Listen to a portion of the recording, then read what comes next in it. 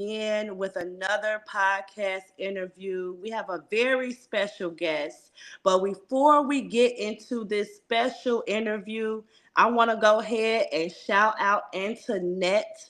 Antoinette is one of my free birthday giveaway winners, whom Kashmir, one of our creatives, will be gifting her a free gift. Now, because he is already working with Nita K Productions LLC, he does not benefit from that free gift. So he's gifting this gift to his mother, which is a free podcast shout out.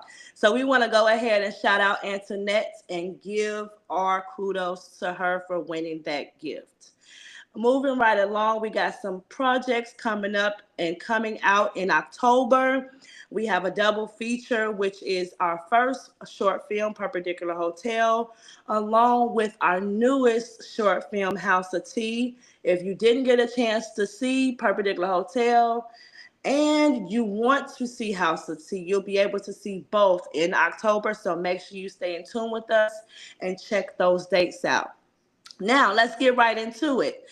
We have Nicole White.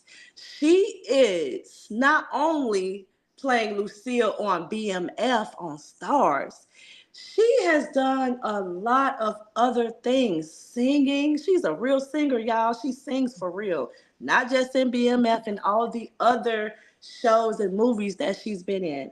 But she has graced our podcast. And special shout out to Clarissa for this opportunity. We have Nicole, who is a Chicago native, who has graced our TV screens with her acting skills. I did some research on Nicole, and if y'all look and see all of the accomplishments that she has made, you will be, swooned. You will be super swooned and awed by this. So I'm not going to tell too much. I'm going to let McCole do a lot of talking. I'm going to go ahead and introduce McCole to the audience and have her introduce and give you guys a gist of where she started from the beginning and work our way down to her progress and what she's doing now. Go ahead, McCole. Say hello to everybody and tell them about yourself. Hi, I'm so excited to be here. Thank you so much for having me, Nita. Um, No problem. so you want to know where it all began? Yes. Um, Here's what somebody's saying. Hey, hey. Um, here's what I. So we have people that can pop in and ask questions or say things here. Yes, yep. We Oh, got cool. Clarissa on here. She just Okay. popped in and said, hey. So, yeah, Oh, we that got was people that her. can Hey, come in. girl. Yep. Okay. Yep, we got people that can pop in. And if they're on Twitch or YouTube or Okay. Facebook, they'll be able to pop in and see it too. Nice. Okay. Yes. Okay, so like you said, I'm born and raised in Chicago, and Mhm. when I was about 12, my mom actually put me in modeling school here in Chicago on the South Side at Cleo Johnson School of Modeling, Mhm. and I loved it, and I got to do runway stuff, Mhm. and I had a ball doing that, and then I saw this. Barbizon commercial, and I was like, "Ma, I gotta go there. I gotta go." She was like, "That's too expensive. You can't go." Blah, blah, blah. And I begged and I begged and I begged, and I don't know how she found this money, but she Yeah. got me in this little school, and so I went to Barbizon, and I won the Model of the Month contest, and it was still Ooh. all acting for me. It's like Right. but I love I just love doing stuff creatively. So anyway, Yeah. they started an acting program there, and with a teacher named Mr. Lush, and that was my very first acting class. A- Mm. And from there, I went to boarding school for 2.5 years at Marion Heights Mhm. Academy in Ferdinand, Indiana, about 6 hours from Chicago. Okay. And I was in a play there, and I was with the Academy Singers, I think it was, and I was always doing stuff. And then I got in trouble for me and a group of other girls. We were using somebody's calling card to call boys because it was only pay phones there and we were Right. far away from home and all that. And so we got caught, and it was maybe like the third time, and so my mama cussed me out basically. And Right. she was like, what is wrong? Do you want to come home? Why? What is going on? But I loved being there because I felt like it was like being Tootie off of Facts of Life, and it was just, Yeah. that was all fun and everything. But then when she asked me, I was like, well, yeah. And I don't know what made me say that really, but so Hmm. when I came home, I actually got to audition for Chicago Academy for the Arts. Mm. And so I got in, and each thing just kind of led to the next. And from there I did small things there. Like I did plays, but I never had any Right. lines. I was always background holding a Okay. light up for somebody or whatever. Right. And um and then I found out about fine arts conservatories. Like I didn't know there were colleges that where you could study theater and do all these things. And I was like, wow. And Mm. so I auditioned for DePaul, and I got in there, and I auditioned for California Institute of the Arts, Hmm. and I got in there. And of course, I went to California. It was right outside of Los Angeles, Right. and that just opened the door for everything. So my last uh performance at Cal Arts when I was a senior, one of my teachers, Fran Bennett, who Mhm. was taught voice for actors, Okay. she decided to do a a black play. Hmm. And there weren't many of us. I was one of maybe two people in my class, and I always felt, a little like an outsider or uncomfortable. And I didn't really Yeah. always even understand why, but I was always trying to hide my blackness and trying to make sure I fit in. I could do everything everybody else could do, Right. and Mm. all of that. And but so when she brought this play to me to do Colored Girls, the language was so much more comfortable than anything I'd ever done. Mm. And I mean, and I loved doing all the other stuff. I just loved working and being creative Right. and stuff. But this was, wow, you get to actually have your own voice and really, who this is. And I played Lady in Red. And anyway, and that play changed my life because, Yeah. like, at the end of when you graduate, they usually have like agents and casting directors come and see you. Yeah. And I had some people come, and I had a couple bites, but they weren't much. So but what I got from doing that play was everything that I needed. So Mm.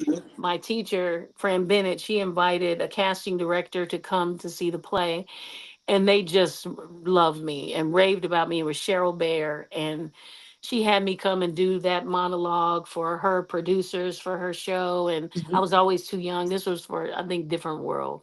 Oh, yeah. And I was just always too young for it. And then she introduced me to a manager, and over at Three Arts Entertainment, and I got my first manager that way. And then they brought me to my first um agent, Judy Shane and Associates.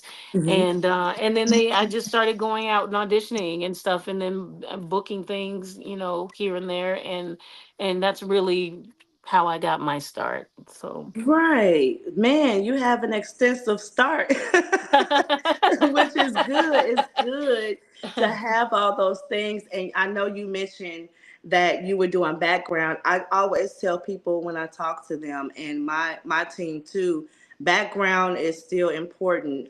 Mhm. Is really still important. It makes the atmosphere and the scene stand out more, and it enhances what the main characters are doing.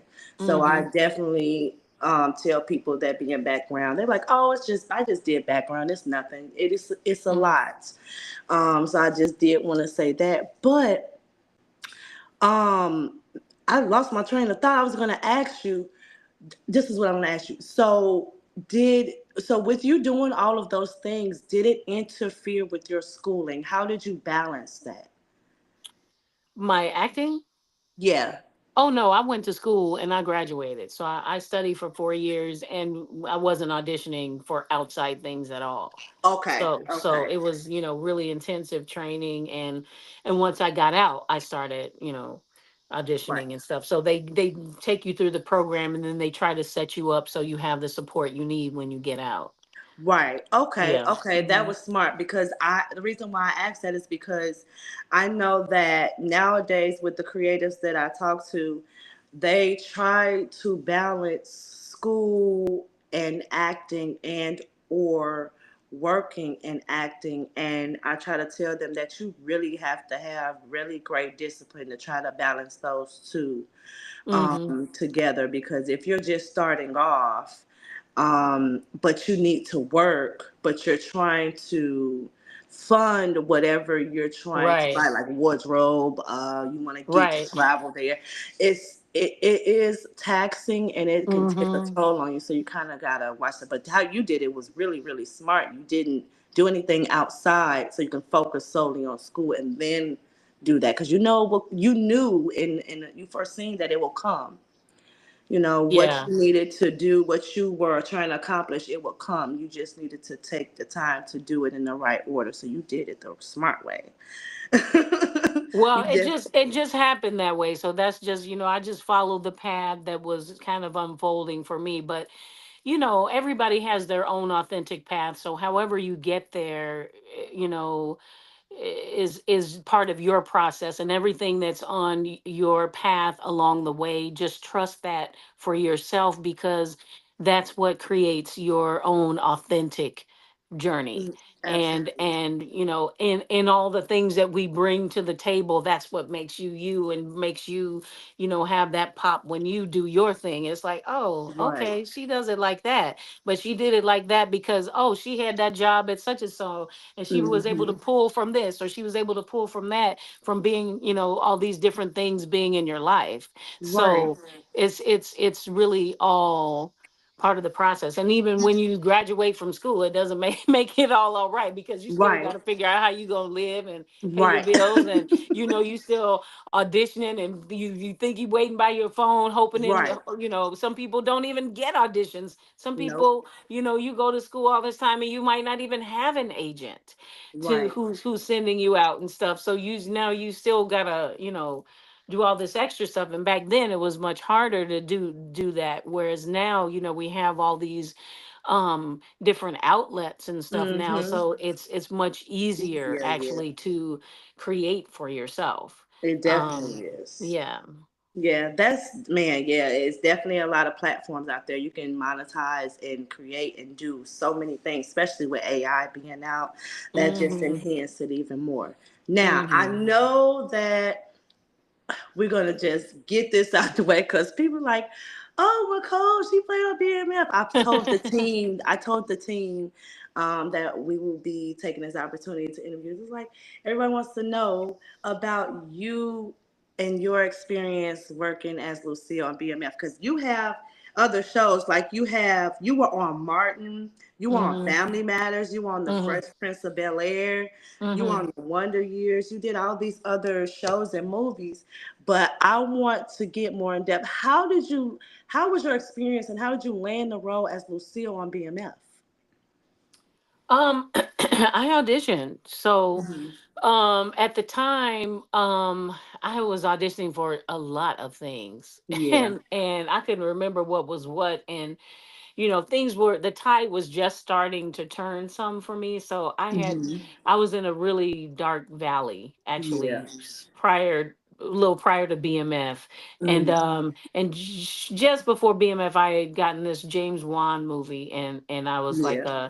uh uh I was a lead in that, Yeah. and that was amazing. Mm. And that kind of, and so then, so BMF kind of came up, and I auditioned for it, and I was just like, I was just letting go, because prior to that I was auditioning like crazy but not booking nothing. Right. And that was Yeah. really challenging, because I was like, oh my gosh, my agent could drop me, my manager could drop, you don't Yeah. know what's It's happening, scary. whatever. Yeah. Yeah. So anyway, so I auditioned for it. I connected to the role, um and and then my Russell Hornsby, who plays my husband on the Hmm. show. is Yeah. a very dear friend. So Yeah. he and I, we met doing an August Wilson play, Jitney. We Hmm. and we did that show for about 2.5 years, and Okay. we landed off Broadway for 9 months with Mm. August Wilson, Okay. who was at the majority of our rehearsals and all of that stuff. So anyway, Mm. um, a dear friend of ours had just passed away that was in Jitney with us, and Yeah. so and we were talking about that, and before we got off the phone, he said, "Oh, by the way, I heard you had a great audition for BMF." And I was like, "BMF, BMF, what was that?" I'm like, and then and I said, "Oh, okay." And he was like, "Yes, the role, blah blah blah." And then he told me about Tasha Smith, who, Yeah. I had known Tasha, over the years, and he was like, "Yeah, she's directing." I was like, "Oh my gosh, I didn't even know she was directing." Whoa. And Yeah.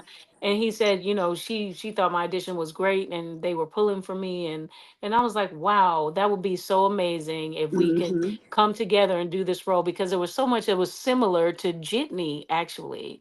And Mm. so, like, it felt like, it would be a gift to August. It would be a gift to our friend who just passed Yeah. away from doing Jitney. And anyway, so we, laughed and cried about it or whatever. And we got off the phone. Anyway, so lo and behold, they did call me back to Mhm. test me. So Yeah.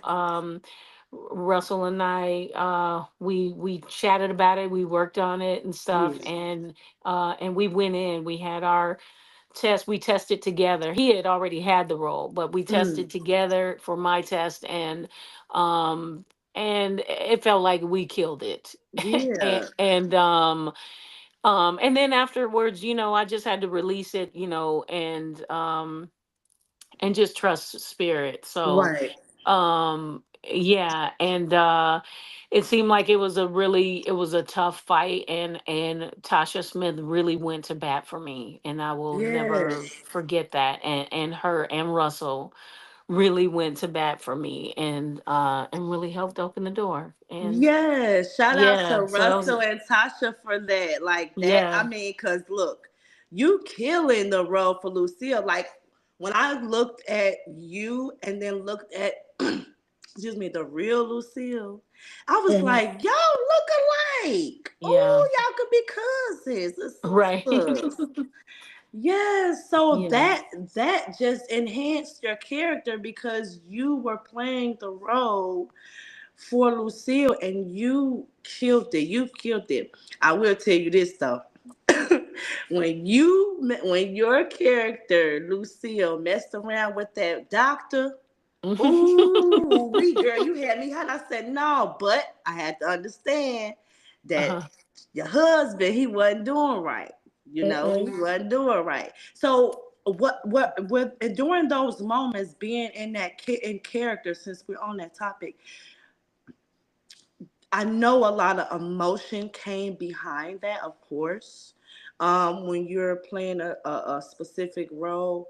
But was it intense for you? Was it how can you explain the feeling of playing the role?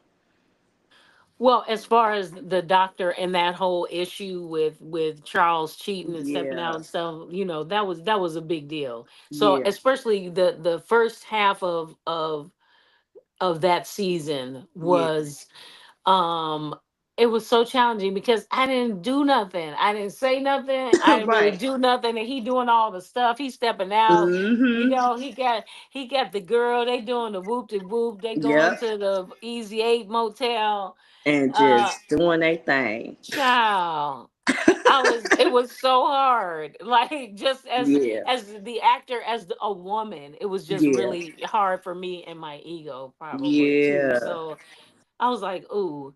So when it came time for that the tables turned, I Yeah. was all up in that, child. Yeah. I Yes, was like, you people were was. trying to say stuff. Oh, Lucille, how could you know? No, Nuh-uh. I'm not. You I had to was get not your having get back. that. No, yeah. I was like, let me get this thing in. And even though it didn't work out with the Right. guy, and he ended up being what he was or whatever, it was still Mm. good for her to have her time to, find out something about herself. And Exactly. so I thought that was really great, and I was really so thankful. Like Shaquela Mims wrote the episode when Mabel comes over to my house, Yeah. and the moment that I realize that it's her that's been sleeping with my husband, and I think Yeah. she's my friend. Yeah. Anyway, when I saw that, I remember being on the airplane because we didn't always get to see every script ahead of time. And Right. I remember, like, I think I was just traveling back from home or something back to Atlanta. And Yeah. I read that in the script and I was like, oh my gosh, I was beside myself. I was like, girl, you have taken me to the next level. I was Yeah. so thankful that she wrote that episode. I was just Yeah. like, wow. And it was just a great opportunity to really show more layers of what I'm capable of doing in the work. And I Exactly. was really, really thankful for that. Exactly. Yeah. Like you said at the beginning, your character Lucille, within the first few seasons, like at the very beginning, the first few episodes, not even seasons, but the first few episodes, you weren't really seeing anything, and Charles was doing his thing, and we was at the audience, including myself, we was all throwing tomatoes at Charles, and then when you got when Lucille got fed up, she got her get back, and then everybody was throwing tomatoes. But then you had to look at both sides, and that's Right. what you were saying. You have to put yourself in that position as a woman. I know it was hard for you because it was hard for me watching how he Yeah. he just you really connect with the show and what Yeah. Lucille went through, Yeah. because looking on the TV screen, there are a lot of women that go through that. They stay silent Mm-hmm. because they want to keep the family together. They want to stay in their marriage. They love their husband, so they want to keep everything together. But then sometimes it becomes a breaking point, and you just spaz out. You have to have some type of release because you've been holding it in so long. So when Lucille finally did her thing, it was like, and then Charles, he going on the road, he got this newfound love for Mm-hmm. music. It's like, Right. no, Right. you trying to go and do this stuff so you can have Right. all the girls. That's what you Right. trying to do. But yes, no, like you killed it with that role. Now, Thank you. I'm hoping, my mom is a super, super fan, but Mm. I'm hoping that you guys do come out with another season. I know that this last season it ended. Am I correct? Yes. Yes, yes, it ended. And so we are hoping to look for more. Now, um, besides BMF, I researched you were on Law and Order, SVU. I love Law and Order. Mm-hmm. How was that experience? Were you able to interact with Olivia Benson and Stabler?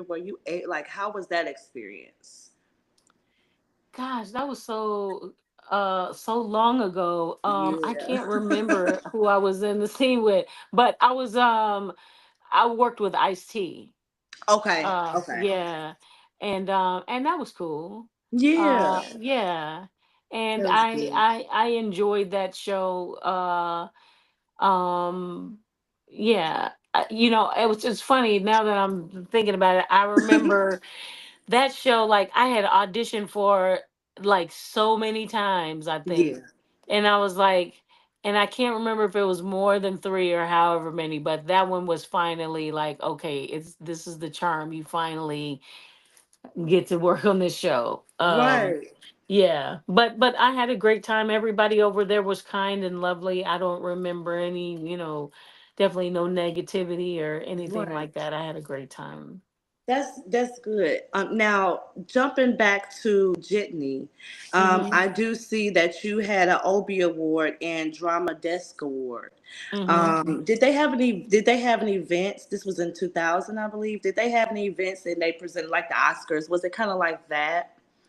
Um, I think I'm trying to remember if we went to the yeah, they definitely had all those things. And it's, Okay. yeah, like uh like the NAACP Theater Awards and things Yeah. like that. Yeah. Hmm. Okay, okay.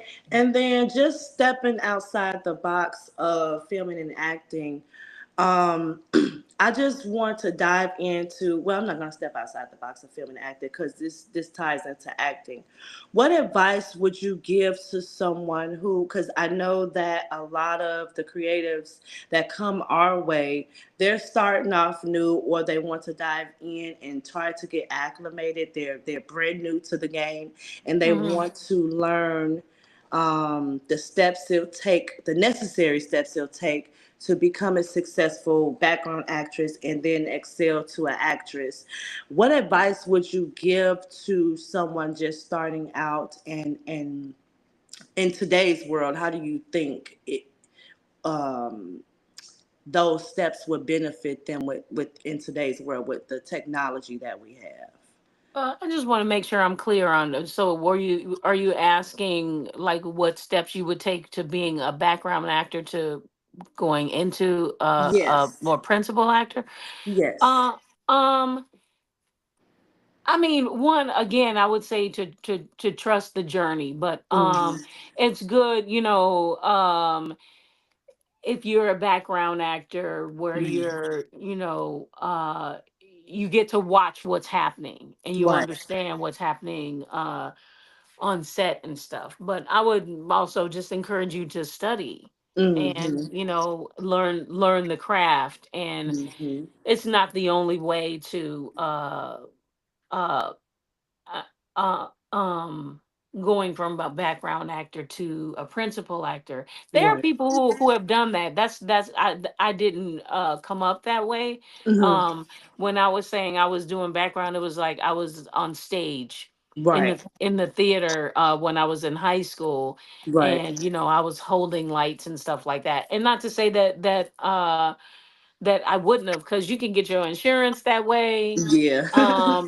You can do that with, being a stand-in. Hmm. But it's a good education. Yeah. Um, um, and so I would just really say to trust the journey that you're on, but I would still encourage you to really study and learn the craft first and foremost. That's Right. how I would try to find my way, understand what I'm doing as far as the work is concerned. And then Hmm. um I think one thing leads to the next. So then Right. you put yourself in the position of, even if you're in class, somebody in your class might say, oh yeah, hey, I heard about these auditions over at so and so place, or there's a Hmm. play over here, we should go check this play out. And at the play you meet so and so that tells you about whatever, whatever. So Right. you're connecting with the people uh that are on the same path, or and one Hmm. thing can lead to the next. Right. Exactly. Just um I tell people to network. Basically, that's yeah. So yeah. yeah, I tell my team because I have not to interrupt. I have um a couple of newbies that are with us, and we have some vets that's been with us. And I kind of try to tell our newbies that you have to, like you said, take it one step at a time. Don't try to rush it because, some of them they get so excited because they Hmm. don't want to miss out, and then they start compiling things on their plate, and then they end up missing opportunities because they can't make it to this opportunity because they've overbooked themselves because they're trying to do everything. Hmm. I kind of tell them this a lot to don't agree or be obligated to something that you're not prepared for or ready for because you're so excited about Hmm. the opportunity. Hmm. It'll Hmm. come when it'll come, and we try to encourage that a lot.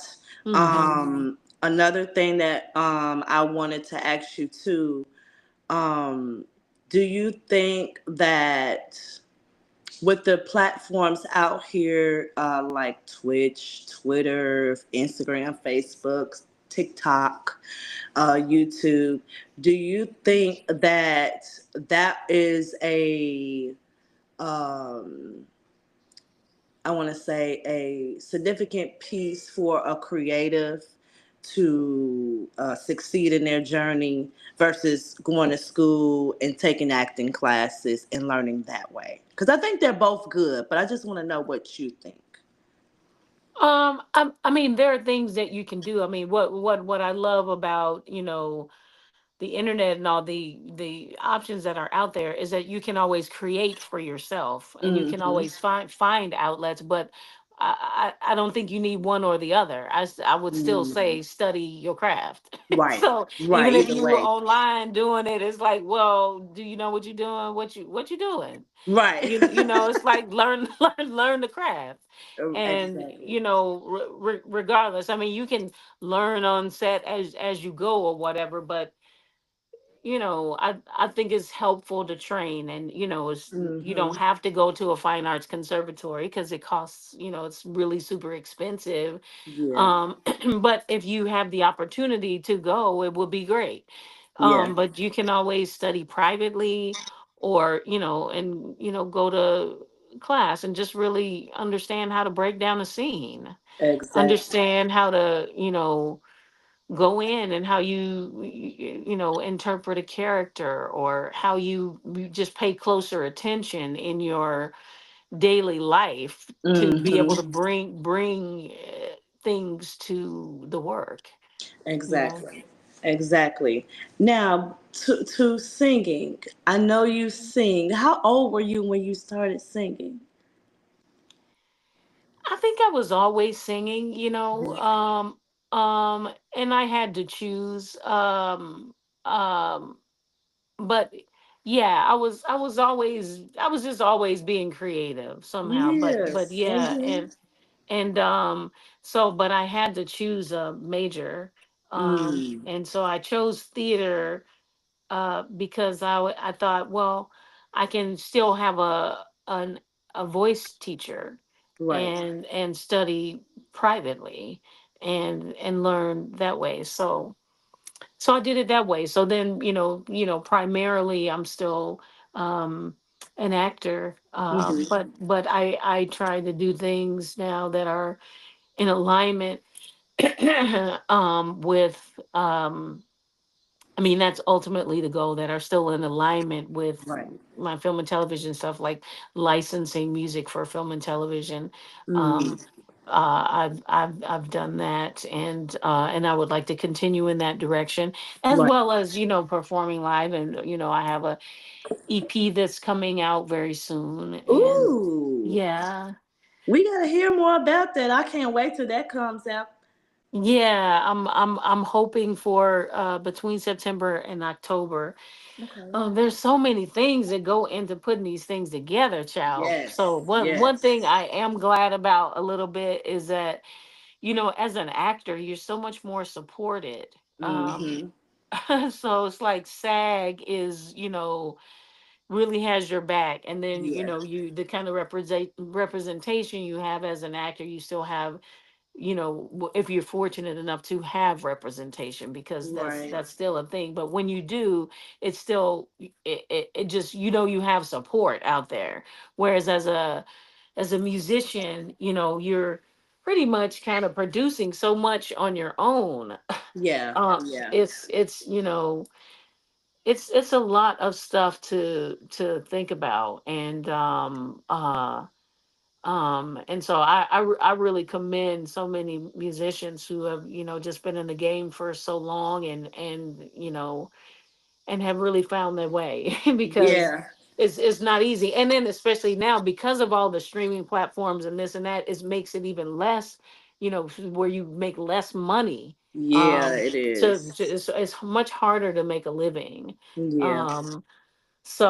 um but anyway, it all is what it is. So you still have to Yeah. follow what's in your heart, and what, um you just have to follow that journey, and trust that what you need will show up. Absolutely. you know Now, I do want to say before we close this interview out, what is your favorite song? my favorite song, like, ever in life, that I've ever heard. Yes. uh I'm gonna say say my song. My songs are my favorite songs that I've Yes. ever heard ever Yes. in life. Yeah, there we go. Yes, Um, ma'am.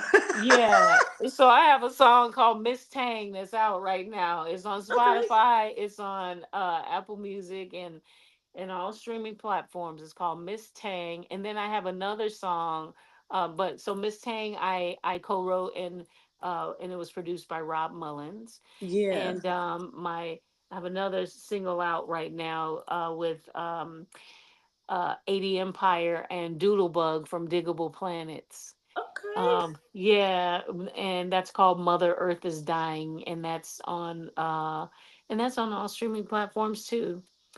And Okay. yeah, and there's another song I have called Breaking the Cycle. I have to, I was looking myself up. I'm like, oh yeah, I had this song. I had that song. I have Breaking the Cycle is on. I know it's on Apple Music. It's probably on Spotify too. Yeah. And yeah. Oh, and then Game Over is another song that I did. And I know that's on Apple Music. And I had that song licensed a lot Okay. for film and television, actually. And Okay.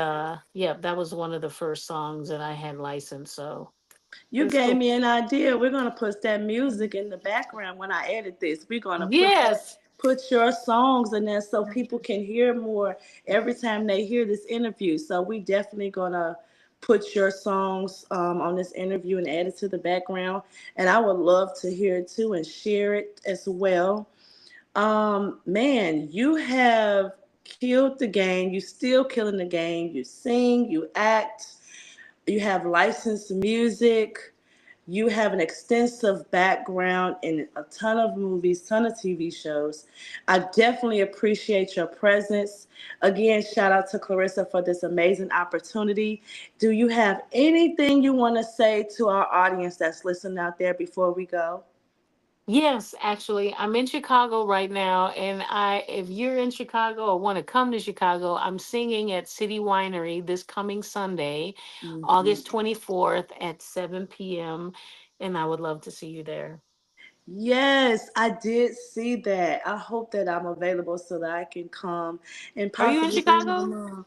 Yes, I am. I am in Oh, Chicago, born and come raised. on, Yep. girl. Yes, we are based in Chicago. My brand ambassadors, for the most part, they're in Okay. Chicago. Except for one, she's in St. Louis, and we have a Hmm. Wisconsin one. But yeah, we're in Chicago, so we're homebound. Cool. Yeah. Yes. Well, I would love for you to come. Yes, I will try to make plans and arrangements because I did see that post on your page. So I'll try to see if we can come. Hmm. Again, if not, I know how to reach you. We're going to do an update because I like to do updates on our guests who we interview. So we'll definitely keep in touch. Okay. But before we go, I do want to thank everyone for tuning in today. We haven't did a podcast in a couple of weeks because we've been taking care of business, getting things in order. But we have a lot of great things in store for all of you out there that have listened and tuning in to behind the scenes. I appreciate you guys for being on here today. Again, shout out to Antoinette Cashmere's mom. We appreciate you. We appreciate Cashmere. And I appreciate my whole team at Nita K Productions LLC. I want to thank you, and I hope you guys enjoy the rest of your week. Signing out. I appreciate you. No problem. Thank you and love you. Thank Bye. you. Same to you. All right. Bye Bye bye. bye.